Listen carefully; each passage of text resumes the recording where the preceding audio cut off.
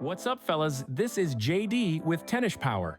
And in today's video, we're taking Jeremy's Polaris Turbo R's sad, saggy stock suspension and leveling it up with aftermarket springs.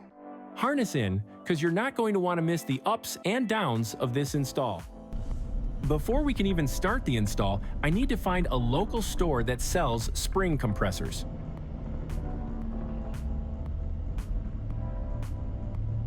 Luckily, my local Harbor Freight had one in stock, so I ran by and picked one up. This is one of those tools you don't need often, but when you do, you can't finish the project without it. Alright, after a few more pit stops, we've made it to Jeremy's shop. And now, the fun part begins. From the factory, these shocks are good, but they're built to work for everyone, in all kinds of scenarios and conditions. What we're doing today is working towards making the Turbo R more specific to Jeremy's riding style. Now, if you can't already tell, Jeremy and I are in no way professionals, and it's the first time either of us has put new springs on a UTV. In fact, at best, we are DIY weekend mechanics with a I can fix anything complex. So this isn't a how-to video. It's a video of normal guys just trying to make their machines better for the next obstacle out on the trail.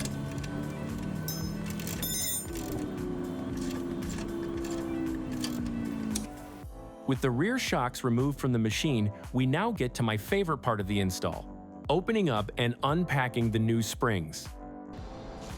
Jeremy decided to go with a set of Shock Therapy dual-rate springs.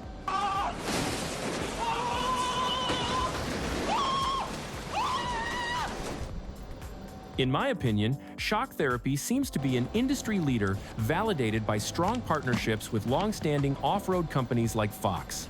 In fact, I just saw in a recent video that Shock Therapy's prior ownership, Justin Smith and Sean Geiser, reacquired the company from Fox Factory and have big plans heading into the future. But let me know in the comments what you think about Shock Therapy and the luck you've had with their products. With the spring compression tool ready for action, we started the process of swapping out springs.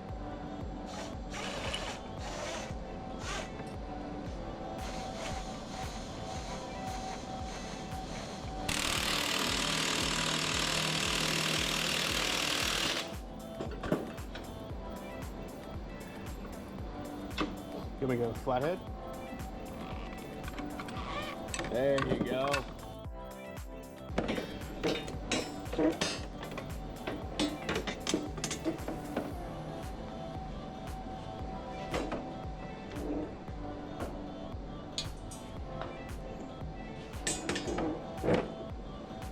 Look at that.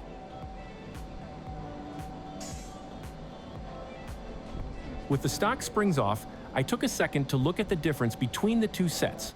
As you easily notice, the Shock Therapy tender spring is quite a bit taller than the OEM, but the main spring is slightly shorter. Our lack of experience started showing once we were at the point making adjustments to the primary collar and crossover rings. But with a few quick questions to ChatGPT and then watching Shock Therapy's YouTube videos, we started to figure things out.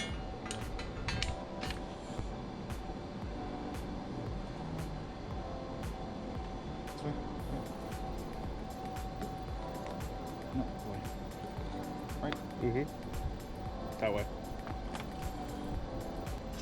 After getting the new springs on the shocks and the shocks back on the machine, it was now time to turn our attention to the front.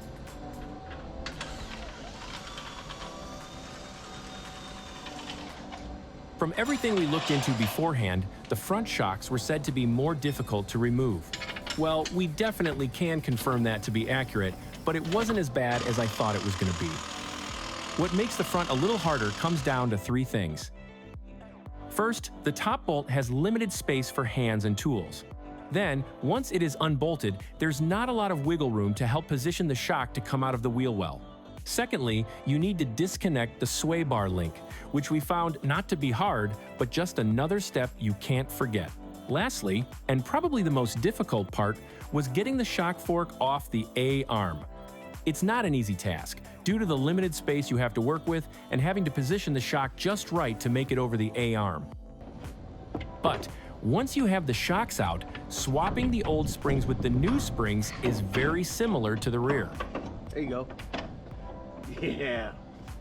Alright, I won't bore you with any more installing cutscenes. Let's have a look at the Turbo R with these upgraded springs.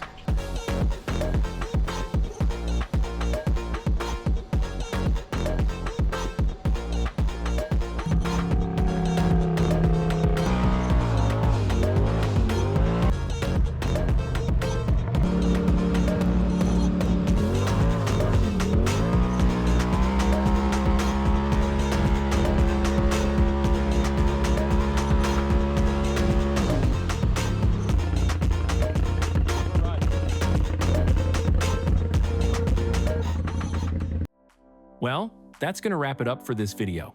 There are still a few more things to adjust in order to dial in the ride height and feel, but fellas, that's going to be for another video.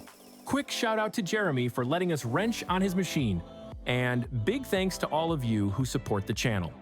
Until next time, harness in and get after it.